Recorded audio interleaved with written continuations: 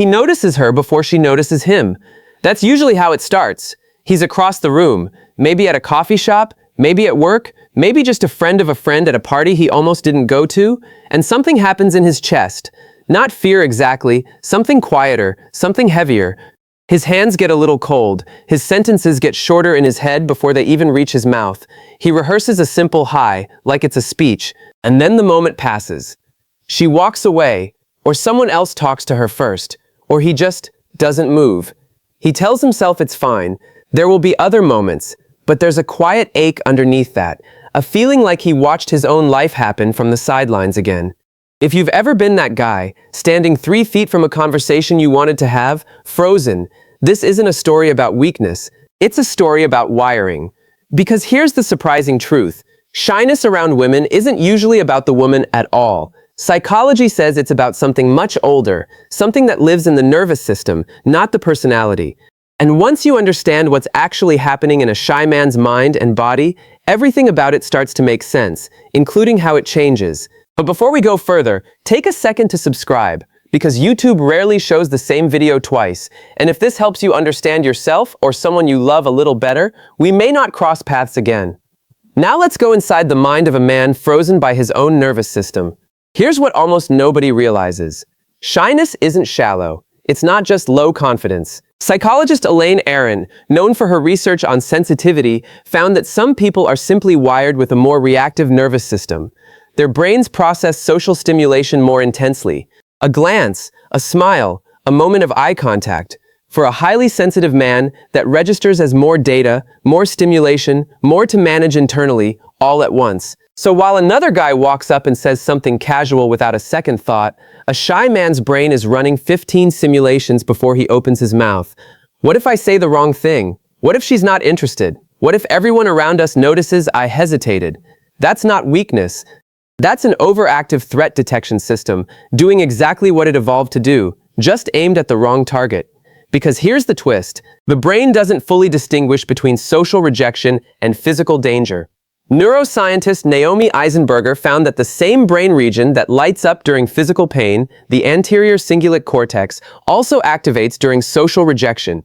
To your nervous system, the fear of a woman saying no and the fear of actual harm aren't as different as they feel like they should be.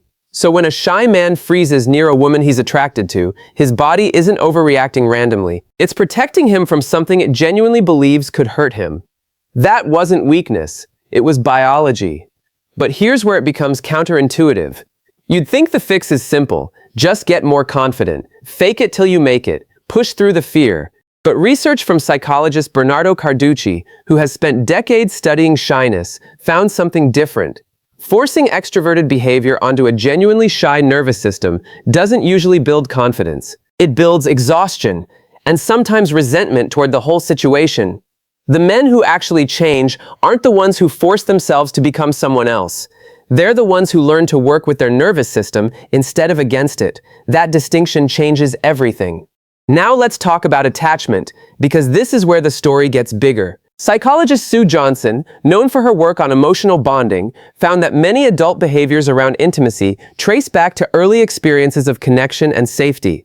A man who grew up in an environment where emotional expression felt risky, where mistakes were criticized, where affection was inconsistent, often carries that same caution into adulthood, not because he consciously remembers it, but because his nervous system learned a rule early: caution keeps you safe. So around women he's genuinely drawn to, that old rule activates.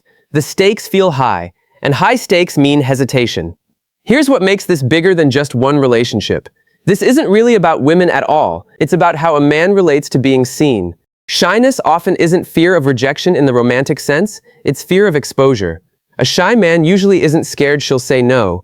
He's scared she'll see something in him he hasn't fully accepted in himself yet. Brené Brown's research on vulnerability found something important here. The people who struggle most with connection aren't the ones who feel too much. They're the ones who were taught that what they feel is dangerous to show. So a shy man doesn't just withhold words, he withholds himself. And that's the real pattern hiding underneath all of it. Now here's where the story shifts, because shyness isn't static, it moves. Psychologist Elaine Aron, famous for his research on closeness and self-expansion, found that connection deepens fastest not through confidence, but through authentic, gradual self-disclosure, small, honest moments, not grand gestures. Which means the very thing a shy man fears, being seen, is actually the thing that creates real attraction when it happens in small, safe doses. Think about that. The quiet ones aren't always the least attractive in a room. Often, they're simply the most guarded, until something breaks through. And when it does, something interesting happens. Helen Fisher's research on attraction found that novelty and unpredictability activate dopamine in the brain, the same chemical tied to excitement and desire. A man who doesn't perform, who doesn't immediately hand over his whole personality in the first 30 seconds, creates a kind of natural mystery, not manufactured, not strategic, just real. Women often describe this instinctively. He was quiet, but there was something about him. He didn't try too hard, and that's what got me. That's not an accident, that's psychology. But, and this matters, mystery isn't the same as invisibility. There's a difference between a man who is quietly present and a man who has completely disappeared behind his own fear. The goal was never to become loud. It was to become present enough to be felt. So how does a shy man actually move through this without pretending to be someone else? Not by memorizing lines, not by forcing charisma. Psychologist Daniel Kahneman's research on decision-making offers something useful here. Much of our hesitation comes from overestimating the cost of a small action and underestimating our ability to handle the outcome. The brain treats walking over and saying hi like it's a life-altering event, when in reality, it's one sentence, one moment, survivable either way. Shy men who grow usually do it through small, repeated exposure. A short conversation, then another. Not to erase the nervous system's reaction, but to teach it, slowly, that this specific kind of moment isn't actually dangerous. Over time, the body updates the file, not because he became fearless, but because he became familiar with the fear and stopped letting it drive. So here's the bigger picture. A shy man standing frozen across the room isn't broken. He isn't unworthy of connection.